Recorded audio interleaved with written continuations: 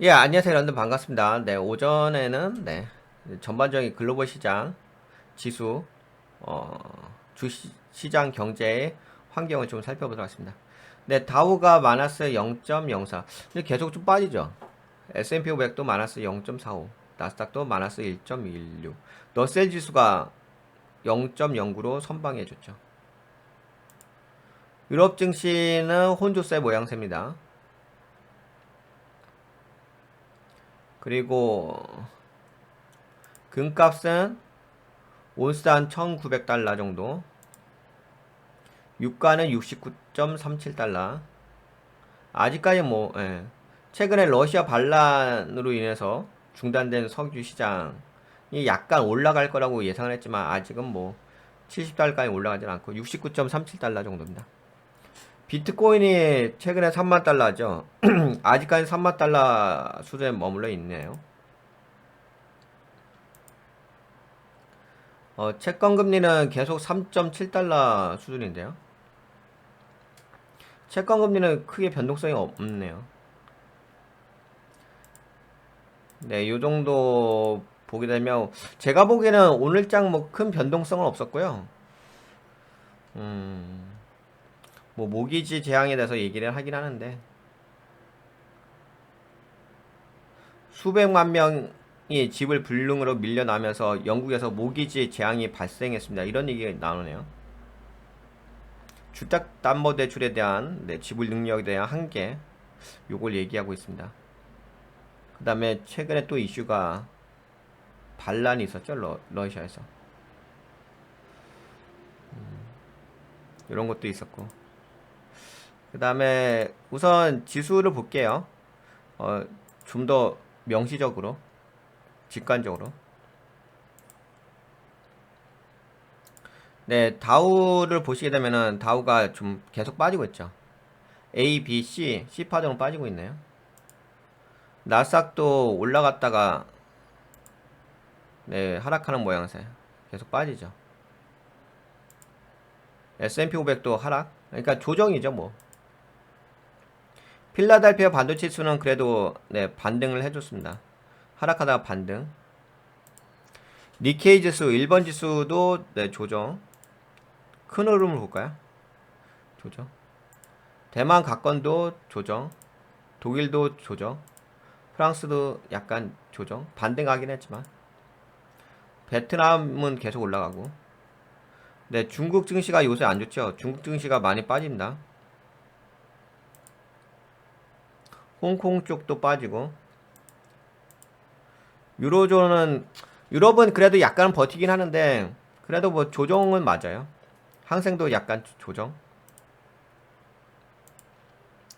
우리나라 증시 어제 그래도 선방해줬죠.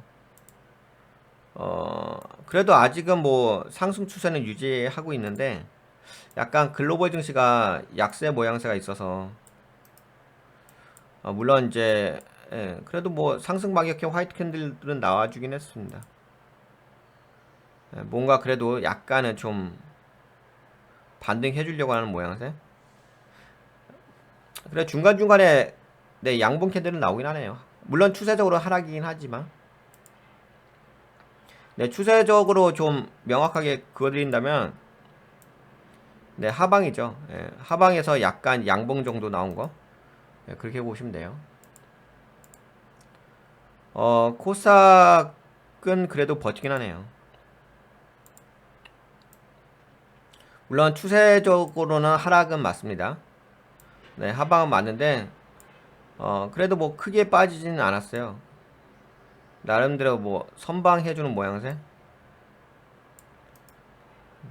그래도 캔들 자체가 긍정적인 캔들 나왔는데요. 상승 관통형 화이트 캔들.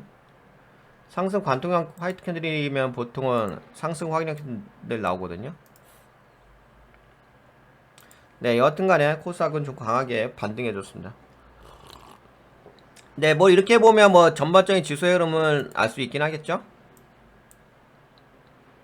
그리고 요것도 한번 볼까요? 약간 이런 이야기도 한번 이야기하면 좋을 것 같아요.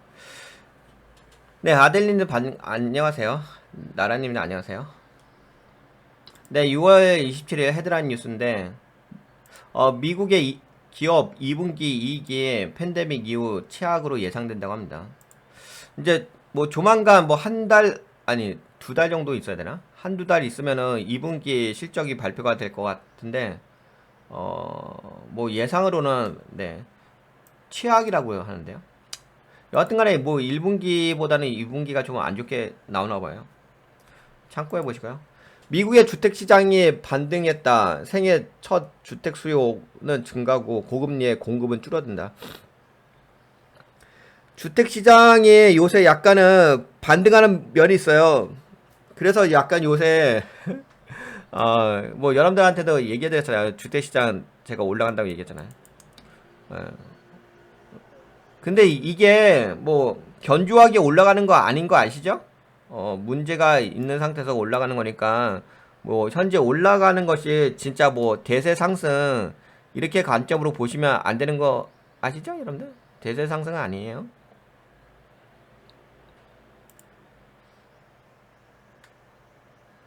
네, 대세 상승이 아니라 그냥 저거예요. 이 지수도 이렇게 반등해 주듯이 네, 부동산도 반등해 주고. 약간 기술적 관점으로 보시면 돼요. 올해는 반등을 하긴 하는데 내년엔 빠질 거예요. 내년은 확 빠질 겁니다. 지금 기술적 반등이야. 그래서 혹시 뭐 집을 진짜 나는 아니 뭐 아니 그러니까 집은 언제 사는 건지 아시죠? 한 2년 후에 제가 저번 때 얘기했으니까 요거는 요 정도만 얘기할게요. 이게 그 저기 있어요. 아니다. 요건 너무 얘기하면 말이 길어지니까 요 정도만 얘기하고. 그다음 UBS에서는 국제 유가가 바그너 반란 사태로 단기 상승이 가능하다 이런 이야기가 있고. 애플 올 가을 아이폰 15 2세대 애플 워치 울트라 출시 예정이다. 뭐 이런 거 있고. 골드만 삭스에서는 테슬라 투자 의견 하향. 테슬라가 6%대 폭락했다. 상승 ETF는 원유 섹터. 원유 한번 보시고 모기지 부동산 부동산 쪽 올라갔고 에너지 쪽 네, 상승. 지역은행도 살짝 올라가는 부분이 있습니다.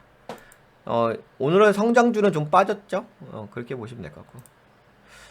이 정도에다가 뭐 하나만 더 볼까요? 너무 길게 얘기하면 안 되긴 하는데. 섹터 그래도 예의상. 섹터는 네, 보시다시피 부동산 쪽이 올라왔죠? 부동산 쪽이 2.21%, 에너지 쪽이 1.71, 멀티리얼스 원자재 쪽이 1.0, 유틸리티 쪽이 필수 유틸리티 0.98, 산업재가 0.79, 소비재가 0.03. 그 다음에는 뭐 재무, 파이낸셜, 금융 쪽 빠지고 의약발 쪽 빠지고 반도체 쪽 빠지고 테슬라 2차전지 쪽 빠지고 커뮤니케이션 쪽도 빠지고 성장주 빠지고 부동산 에너지 이쪽 올라왔습니다. 원자재 쪽. 그 다음에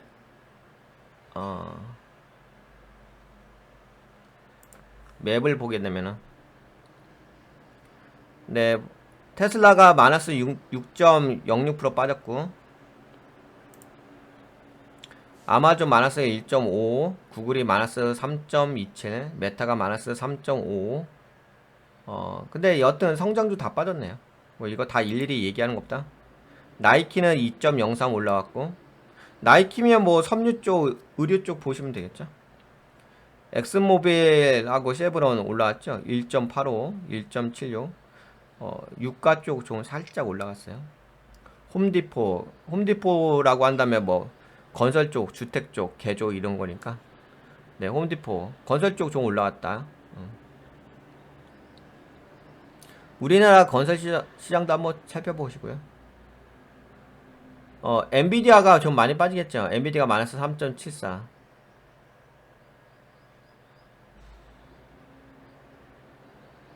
IBM은 1.48로 올라오긴 했는데.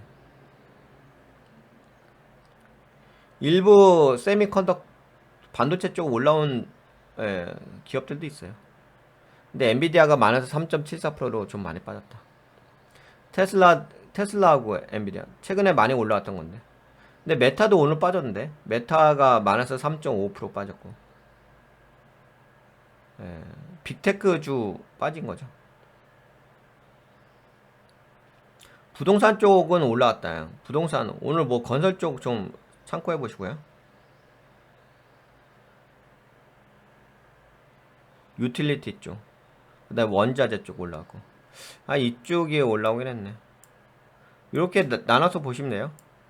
여기는 성장주, 여기는 이제 필수 뭐 경기 민감주 이렇게 보시면 돼요. 오늘 성장주가 좀 약세였다. 마지막으로 환율만 볼까요? 근데 환율은 너무 자주 볼 필요는 없긴 한데, 네, 살짝만 볼게요. 지금 환율 패턴이 어떤 패턴이냐면 이렇게 올라왔다가 이렇게 올라오는 패턴이거든. 근데 요게 추세가 이렇게 빠지게 되면은 떨어지는 패턴이었어. 이게 올라오는 패턴은 아니에요. 그 환율 좀 1300원대까지 다시 올라왔죠. 1200원, 1260원까지 빠졌다가, 예, 보시다시피 빠지죠, 다시금. 이런 패턴이 이게 어떻게 보면 역 컵의 핸들형 패턴이거든요. 여러분들 컵 패턴 아시죠? 컵 핸들 패턴 아시죠? 이거죠. 이러면서 이렇게 올라가다, 그치? 근데 이거를 반대로 했다고 칩시다. 이걸 거꾸로 돌려놨어. 올라갔다가 이렇게 된 거죠, 그치? 그럼 이렇게 빠져버린다고. 그럼 여기가 컵 핸들 패턴이 나오지. 그리고 추세가 이렇게 빠지는 거니까 약간 그런 모양새가 있긴 있는데, 여하튼간에 한번 계속 봐보죠. 네, 여기까지 주요 지표들과 주시장을 살펴봤습니다. 네, 요 정도까지 볼게요. 네, 도움이 되셨다고 생각되신 분들은 네, 좋아요, 새로 오신 분들은 꾸덕꾸덕 한번 눌러주시고요.